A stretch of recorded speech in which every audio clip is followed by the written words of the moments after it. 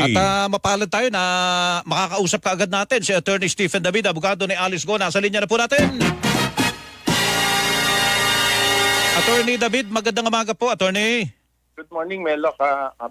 Good morning to you. Opo, Melo. teka muna po. May explanation ba kayo kung bakit wala po kayo doon kagabi sa pagdating po ni Alice Go? Wala daw siya abogado po eh. Attorney? Yep. Andun yung law partner ko. So, hindi totoong wala siyang lawyer sa tabi po niya nung siya'y dumating pala? Nandun si Attorney Hamila. Ako kasi maghapon sa Senate, tapos ang dami pang kausap ko kahapon. Mga alauna na ako nakatulog, nakauwi. Oho. Okay, sige po. Okay naman pala. Okay. Para pag kaming lawyers sa office, yung law partner ko yung nandun. Opo. Teka, ano po ang plano ngayon? Nandiyan na po si Alice Goo. Meron pala siyang may warrant o pares pala ito sa korte do sa Kapas Tarlac, do sa paglabag sa Anti-Graft and Corrupt Practices Act, saka yung dahil do sa paggamit ng kanyang pwesto upang paboran ng Baufulan na nagpaupa ng lupa sa Pogo sa Baba. Ano po ang plano po ngayon, Attorney? Well, sa ngayon, ang gagawin muna, kasi pag pag nag-file ka nag-post. Naputol. Teka, babalikan po natin si Attorney Stephen David, alas 6:26 na po ng umaga. So may explanation niya, hindi totoo na walang abogado si Alice Go sa tabi niya kagabi. Ayun po. So maraming mga kaso na kinakaharap. Mayroon pang nababanggit na tungkol doon sa money laundering.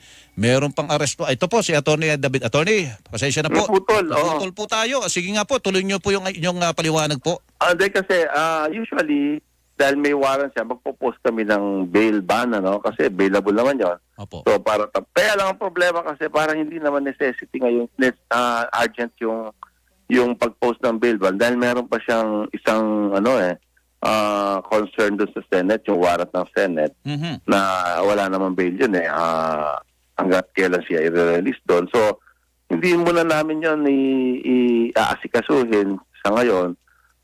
Ang gagawin ko na lang, magpa-file na lang kami ng motion na since nasa custody naman siya ng authority ng Philippine National Police, hayaan na muna natin siya para makapagpahinga natin siya doon kesa sa ita-travel na naman sa Tarlac, kung ano na naman. Yung motion will be sufficient para ma-maintain na muna yung status quo. Opo. So sa Senado po, kasi sabi nyo may kailangan siya sa Senado at pinapahanap nga siya ng Senado po Attorney.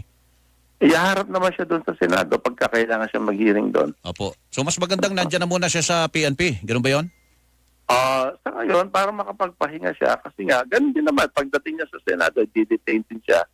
Pagdating niya dito sa RTC, kung hindi siya magpo-post ng bail, madi-detain din siya. Naka-detain na siya ganyan na lang muna siya. Opo. Ayun, teka, meron daw siyang death threat na tinanggap, kaya daw siya lumayo at nagpunta sa ibang bansa, Attorney. Ano bang impormasyon nyo tungkol dyan? Nabanggit ba sa inyo po yan? Matagal ko na alam yan, hindi ko lang kasi masabi yan dahil nga kaming lawyer-client privilege. Pero since siya naman ang nagsasabi, kino-confirm ko naman yan. Saan daw po nanggagaling yung kanyang threat, Attorney? Alam mo naman yung mga allegations, di ba? Ang dami allegations. Merong sinasabing Chinese spy siya, merong sinasabing Pogo operator siya. Siyempre, kung Pogo operator, maraming concern dyan, tatamaan sa mga ganyang allegations. So, hindi natin alam kung saan talaga nanggagaling yung mga threats na yan. So, anong tingin nyo? Mas mabuting siya'y hawak ng mga otoridad kaysa siya'y nakakalaya at nakakapag-post ng bail?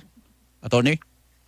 Hindi, siyempre mas maganda kung makalaya siya. Kaya lang ang problema nga kasi, hindi naman siya makakalaya. So, mas maganda na yung secure siya dyan. Opo. Gawa sa Senado. Ano po? Opo.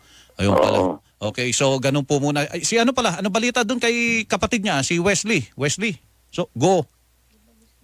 Well, actually, dami nga miss call sa akin kasi nagising ako mga bandang 5, almost 5, pag-aalas 6 na. Hindi ko pa rin natatawagan. Pero gusto na rin niya sumurrender kasi parang demoralized na rin siya. Magsa na lang siyang gumagala.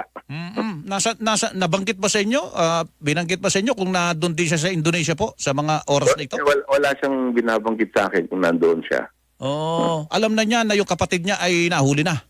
Alam na niya. Kaya nga na-demoralize na siya. Kaya gusto na sumuko po. Opo. Sige po, Attorney. Makikibalita po kami uli sa inyo. Salamat po. Yes. Good morning po. Camelo. Okay. Opo. Thank you po. Attorney Stephen David, Legal Counsel po ni Dismiss Bamban Talak Mayor Alice Guo.